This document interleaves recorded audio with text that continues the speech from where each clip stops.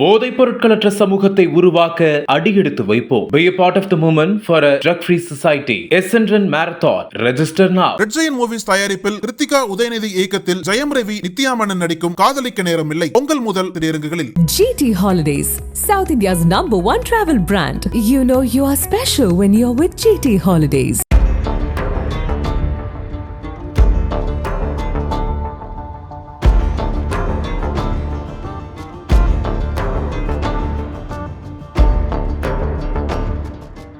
புதுக்கோட்டை மாவட்டம் கீரமங்கலம் அருகில் உள்ள செரியலூர் கிராமத்தில்தான் ஊரை காக்க பெண் குழந்தைகள் பெண்கள் பங்கேற்று நடத்தும் வித்தியாசமான கொப்பி திருவிழா காலம் காலமாக நடைபெற்று வருகிறது. செரியலூர் கிராமத்தில் பல நூறு ஆண்டுகளுக்கு முன்பு வாழ்ந்த ஒரு குடும்பத்தில் பிறந்த கொப்பியம்மாள் என்ற பெண் குழந்தை தனது பெரியப்பா வீட்டிற்கு காட்டுப்பகுதி வழியாக சென்று காணாமல் போய் உள்ளார்.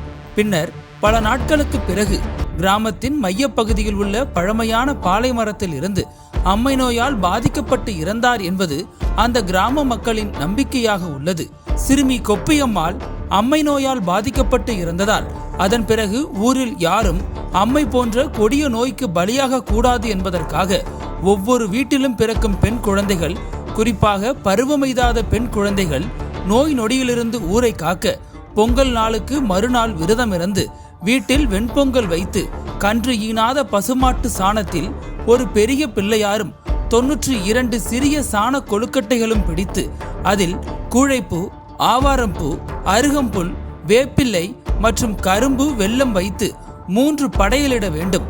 அதில் 2 படையல்களை இதற்காகவே பிரத்யேகமாக தயாரிக்கப்பட்ட ஓலைக்கூடையில் வைத்து கொப்பியம்மாள் இறந்த பழமையான அந்த பாலை மரத்தடிக்கு கொண்டு செல்கின்றனர். குழந்தைகள் கொண்டு வரும் படையல் கூடைகளை பாலை மரத்தடியில் வைத்து குழந்தைகள், பெண்கள் என பலரும் கும்மியடித்து வழிபட்டு ஊர்வலமாக தீர்த்தான் ஊரணிக்கரைக்கு சென்று அங்கு ஓலைக்கூடையில் குழந்தைகள் கொண்டு வந்த பொருட்களை படையலிட்டு வழிபாடு நடத்துகின்றனர்.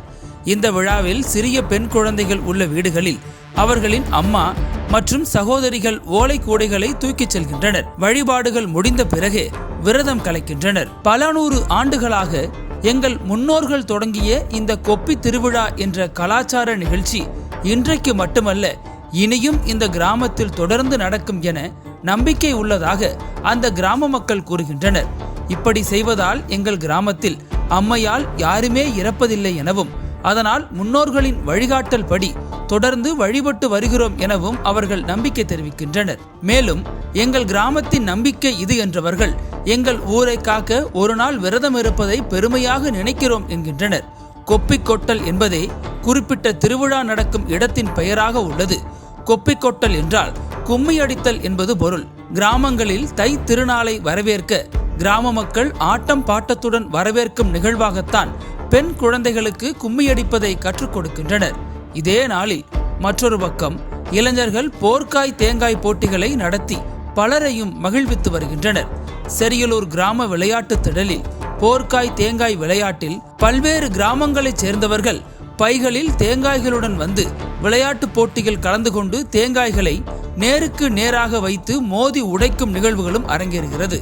சுமார் 500க்கும் மேற்பட்ட தேங்காய்களுடன் விளையாட்டு போட்டிகள் கலந்து கொள்கின்றனர். சிலர் மோதி உடைத்த தேங்காய்களை சாக்கு நிறைய அள்ளி செல்வார்கள். அனல் பறக்கும் செய்திகளை அப்டேட் செய்து கொள்ள நக்கீரன் களத்தை இப்பவே சப்ஸ்கிரைப் பண்ணுங்க.